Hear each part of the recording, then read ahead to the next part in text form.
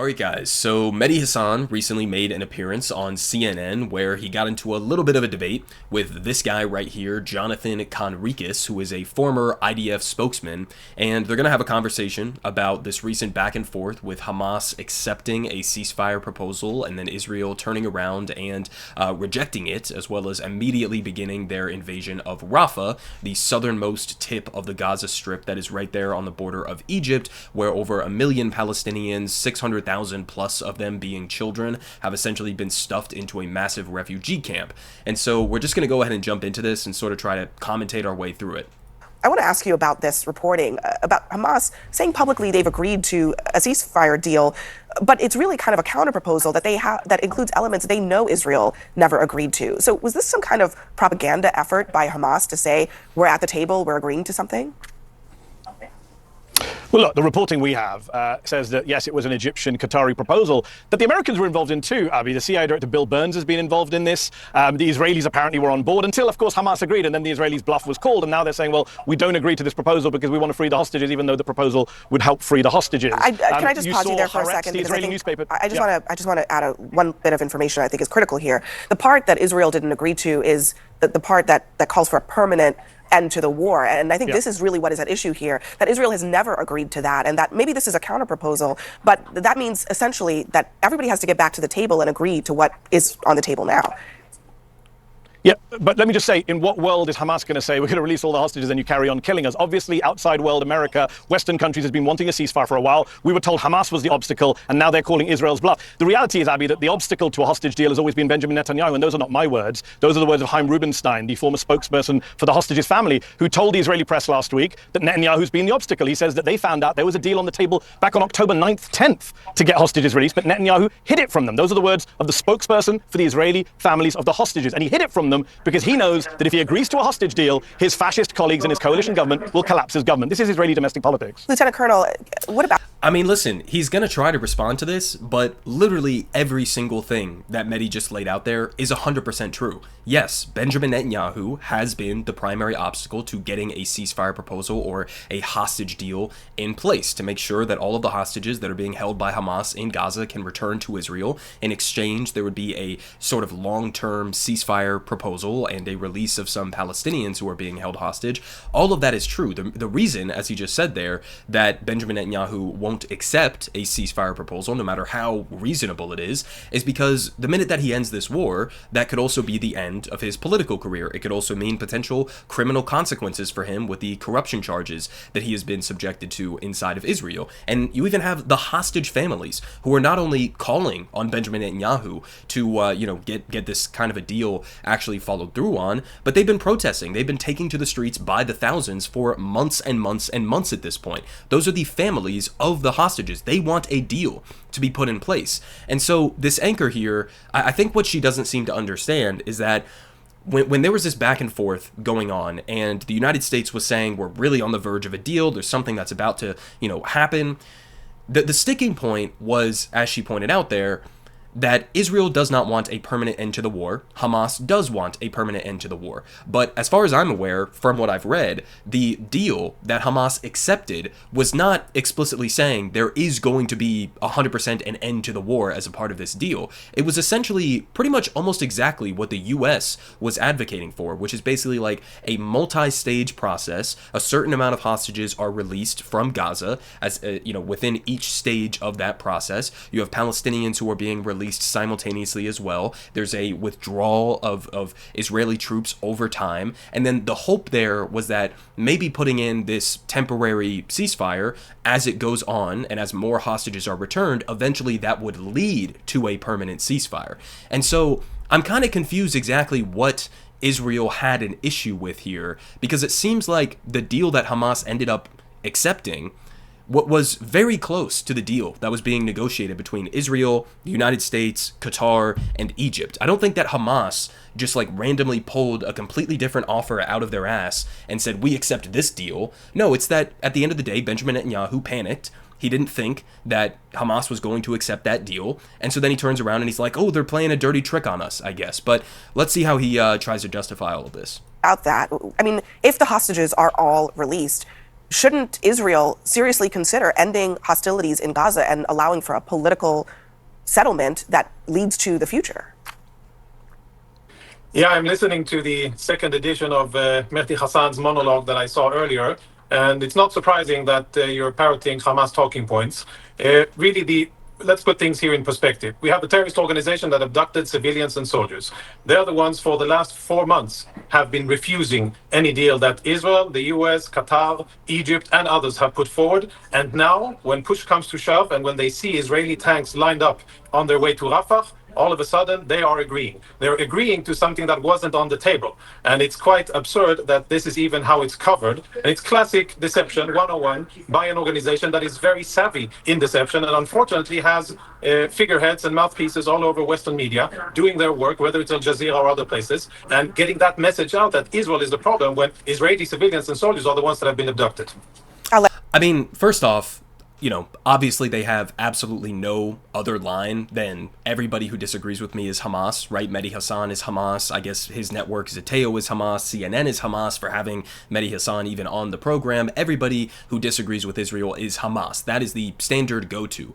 But the other thing is that he didn't even respond to anything that Mehdi was just laying out there, right? He didn't respond about the families of the hostages demanding an agreement. He didn't respond to the fact that basically the main disagreement between Hamas and Israel is that Israel doesn't want a permanent end to the war and Hamas does. And it's like, well, what does that say? Right? What that says is that Israel is prioritizing, or I should say, Benjamin Netanyahu and his coalition are prioritizing the complete obliteration of Gaza and keeping themselves in power over the hostages. That's the reality of what's going on here. But he has nothing to say about any of that. And basically just resorts to trying to smear any outlet that's even mildly critical of Israel. I mean, it's just, it's pathetic, right? And then they turn around and they wonder, as we heard from Mitt Romney and Antony Blinken the other day, why they're losing the PR war. And it's like, well, I mean, if everything that you guys put out there is in complete contradiction with reality and you can be easily debunked, then yeah, you're kind of going to lose a little bit of credibility over time, right? But they continue. Let Mehdi respond to that. So I think all of your viewers saw me quote the spokesperson for the Israeli hostages' families. And the colonel then said, I'm parroting Hamas talking points. He's referring to the hostages' families as Hamas, as parroting Hamas talking points, because I quoted them. I didn't quote Hamas. In fact, tonight, the colonel knows that hundreds of people went to Netanyahu's house and screamed, you have blood on your hands, Israeli protesters. I guess they're all Hamas, right? The Israeli position now is anyone who disagrees with them is Hamas. I'm guessing that tomorrow they'll say CIA Director Bill Burns, who was involved in this hostage negotiation deal, he's Hamas too. Everyone's Hamas. And as for deception, I mean, come on. The colonel was a spokesperson for the IDF, which has spent the last 6 months lying. Abby, your network has debunked multiple lies that the Israeli military has told. CNN's Jeremy Diamond, I urge all your viewers to go and watch your colleague Jeremy Diamond's report on 10 kids killed in the Al-Maghazi refugee camp last month. The Israelis said we had nothing to do with it. And yet Jeremy interviewed 3 munitions experts who looked at the evidence and said, yeah, Israel killed those 10 kids. So when we talk about deception, we're learning from the masters here. Look, yeah, and that specific strike that he was just referencing there, I believe it was the same one I talked about a couple of days ago, where it was a strike that was literally the only people who were killed in that strike were kids who were playing outside in the street on a foosball table.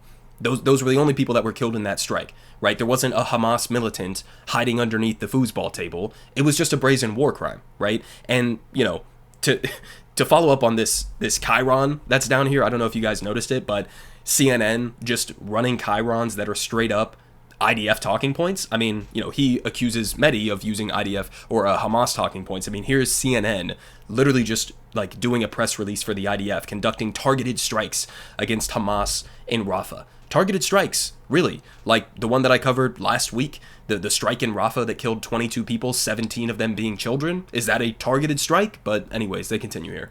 Lieutenant Colonel, the hostage families are urging the government at this point to come forward and release the hostages as part of some kind of deal. One of the things that the families have said is that they feel like they are being abandoned.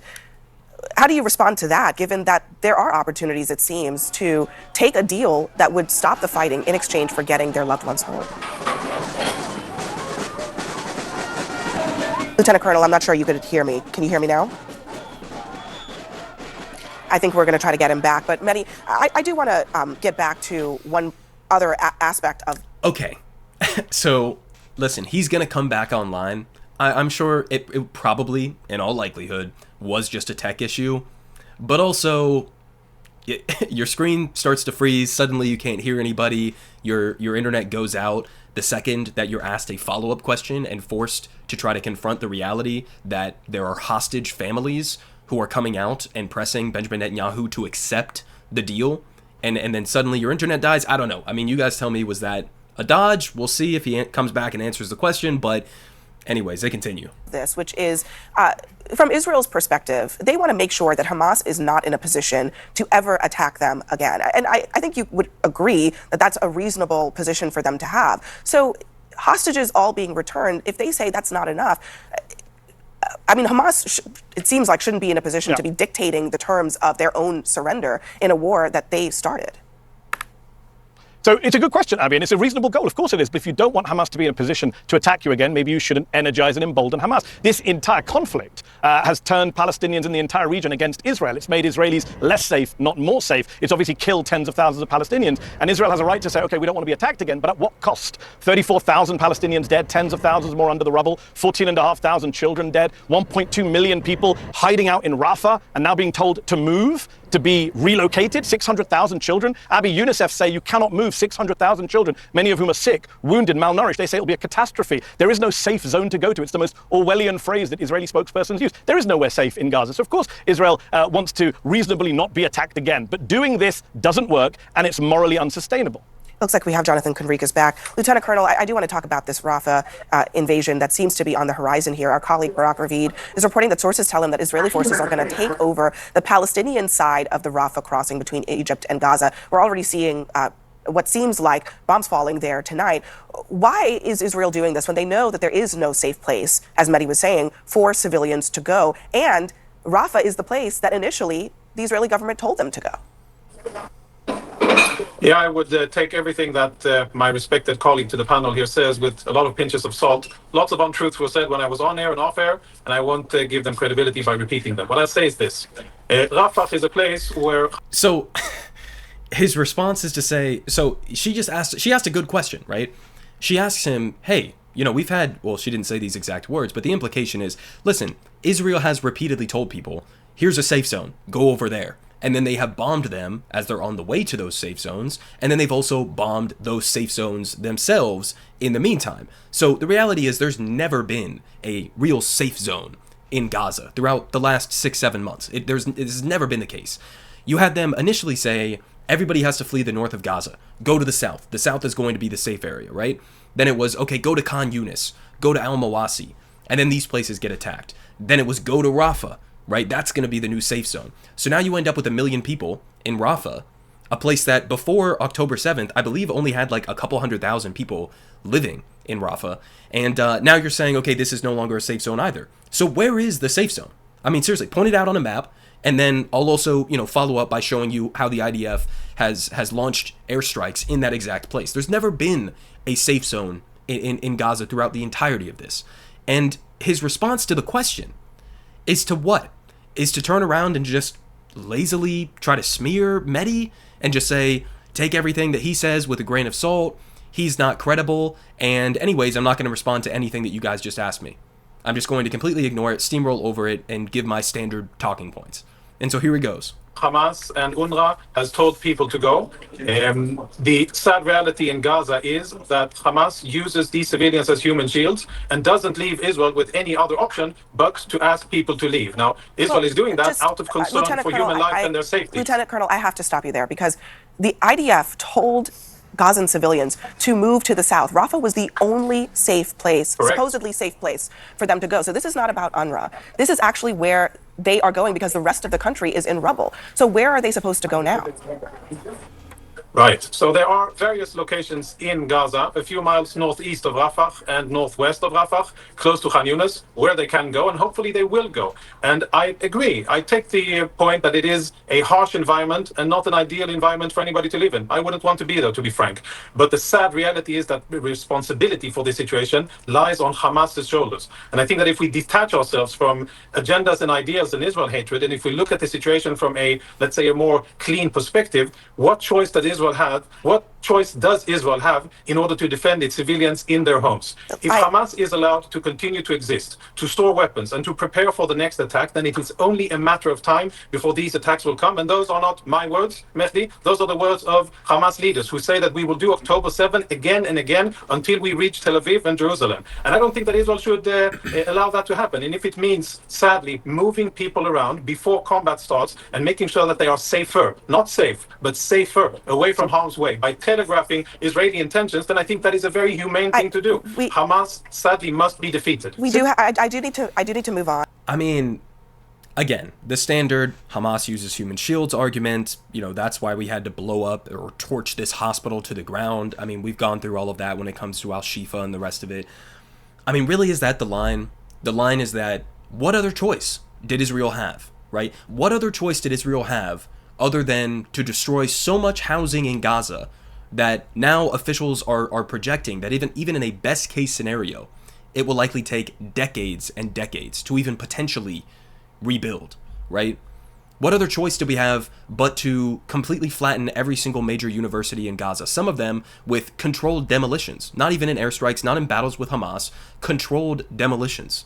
What other choice did we have than to, in that strike I was just talking about, but to throw down a missile on a bunch of fucking kids playing foosball? No other choice, right? There was a Hamas militant hiding underneath the foosball table. What else were we supposed to do? I mean, it is so beyond pathetic at this point, right? Israel has been engaging in direct targeting of civilians throughout the entirety of this conflict. They have been engaging in collective punishment of Palestinian civilians in Gaza throughout the entirety of this conflict. They've also been, by the way, continuing to kill and to arrest Palestinians in the West Bank as they continue to expand their illegal settlements in the West Bank.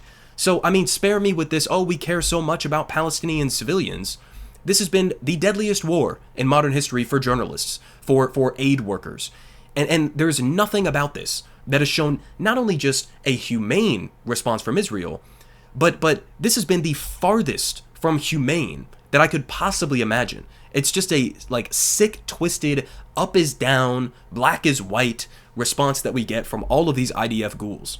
But I just want to say one thing. I mean, this is not a question of hating Israel. It's a question of the reality on the ground, which is that there's already a humanitarian catastrophe unfolding in Gaza. And there's no question that trying to move over 1 million people in short period of times is not going to be something that is feasible. But Mehdi, I have to get to your reporting, and I do want to talk. I don't agree. Wrong. I do want to talk. I don't agree, and that has been proven wrong. You don't agree that there's a humanitarian catastrophe occurring right now in Gaza? No, I don't agree. No, I don't agree that it cannot be done, because these were the same lines that were told. These were the same things that were told to Israel before Israel started its invasion of Gaza City. And believe me, I answered that question hundreds, if not thousands of times. And it was alleged that this was tantamount to war crime, that we were asking people to move, when in fact it was possible. 900,000 out of 1.1 million people eventually move, and it saved a lot of people's lives. And I think that should be acknowledged. And the same talking points are being repeated now by the same Hamas mouthpieces. Mehdi, you could respond. Please, go ahead. NBC News reported last month, Abby, that 7 different airstrikes from Israel took place in what were designated as safe zones by Israel. Palestinians were told to go to safe zones by Israel and then killed in those safe zones by Israel. That's reporting from NBC News, but I'm sure the Colonel would say they're Hamas as well. Everyone who disagrees with the Colonel is Hamas. And by the way, he's quoting a Hamas spokesman. None of us like Hamas, but let's quote someone on his side, the Likud Party International Vice Chairman, Netanyahu's party. He said a couple of days ago, the Likud Party Vice Chair, Colonel, you can respond to this quote. The Likud Party Vice Chair, International Vice Chair, said on Israeli TV a couple of days ago, there are no uninvolved civilians in Rafah. No, there are no innocent people in Rafah, 1.2 million. No innocent people, and we should go in, these are his words, and kill and kill and kill. Sounds pretty genocidal to me, Colonel. Do you agree with that? I agree that those are comments that are horrible and shouldn't be thought and shouldn't be said. And I'm happy that I don't have to explain the Likud party or whoever that is that you're sourcing, and haven't heard the quote. But I can tell you what the chief of staff, the guy that is... Okay. It was the head, as he just pointed out there, it was the head of the Likud party's international wing. This is not some just random civilian who votes for the Likud party. This is a highly influential, in the know, ranking member of the Likud party. The party that's currently in power in Israel. The party that is waging this war. So the idea that, you're just going to hand wave that away? that this guy went on national TV in front of cameras and openly said there's no such thing as innocent civilians. We need to go into Rafah and to kill and to kill and to kill. What do you think that is? I mean, I'm sorry, guys, but I showed you that video the other day. The easiest way to understand that this is a genocide is just to listen to Israelis. That's all you got to do. Listen to Israeli civilians who do sometimes interviews, right? I showed you guys the interviews with those Israelis who went to the border with Gaza and they were setting up bouncy castles and handing out popcorn and throwing raves as they were blocking the aid from getting into this starving population. I've shown you the interviews with them. I've shown you, TV segments with top-ranking Likud party officials. I've shown you segments with, current members of Benjamin Netanyahu's coalition. Benjamin Netanyahu himself, or Itamar Ben-Gvir, or Bezalel Smotrich, or Yoav Gallant. We've seen all of their statements. The easiest way to determine what exactly Israel's goals are right now is just listen to them. Just listen to what they say in Hebrew, not in English, because they twist and spin their messages for an American audience. Listen to what they say to Israelis in Hebrew, and that's how you'll get an understanding of what's actually going on here. So we'll finish it off there. That was basically the end of the segment that they did. They ran out of time, so they didn't even get to Mehdi Hasan's reporting that I talked about earlier today of 12 Republican senators literally threatening the head of the ICC for even daring to consider handing out arrest warrants for genocidal maniacs like Benjamin Netanyahu and a few other top Israeli officials. So they didn't get to that. But the rest of this, I think, was pretty good because, once again, you have somebody who is actually informed, who knows what has been happening on the ground in Gaza, and just understanding that basic reality is enough to, completely dismantle standard IDF talking points. I mean, that's the core issue here, right? Again, this is why we saw Mitt Romney, Antony Blinken languishing about how they're losing the narrative. TikTok is this big, scary problem, and we can't control how people are viewing the conflict. And it's like, yeah, I mean, again, it's difficult to spin a pro-Israel narrative when we all see what's going on. It's not that difficult. We get images, videos, pictures coming out from actual Palestinians in Gaza, directly showing us the carnage, showing the dead children being pulled from the rubble on a daily basis, showing us the starvation. It's pretty hard to overwhelm that reality with bullshit talking points. We have other avenues of information, right, that we have access to. We don't have to go to CNN. We don't have to go to Fox News or to the New York Times or wherever else. We actually have other avenues of information, and that's a real difficult thing for these Israeli spokespeople to handle. Politic guy has the best politics. Believe me, no one does it like him.